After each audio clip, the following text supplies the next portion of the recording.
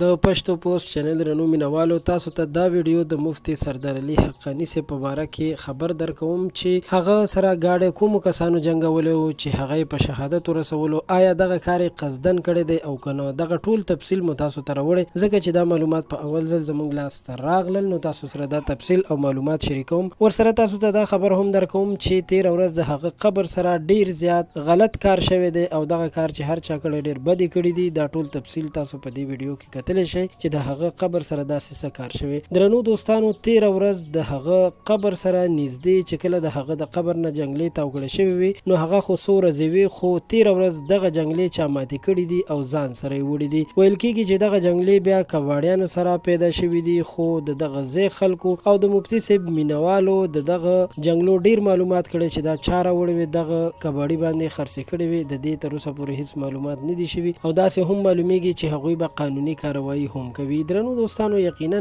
چې دا ډیره زیاته افسوسناکه دردونکې واقعه ده ورسره دا خبر چې د هغه ګاډي سره چا ګاډي جنګولو نو دا هم یو ډیره دردونکې خبره ده چې د دې په باره کې ډیر کسان داسې افواه خوروي چې دغه کسانو قصدن دا کار کړی خو تر اوسه پورې د دې خبر معلومات هیڅ چاته نشته الله تعالی د مفتي صاحب او د هغه ملګرو ته چې هغه څه شهیدان شوي جنتونه دی الله پاک ورکړي او پاک رب دې کورنۍ او بچو ته د زړه صبر ورکړي ستاسو هم مننه کوم چې موږ سره د ویډیو تر اخره پاتې شوي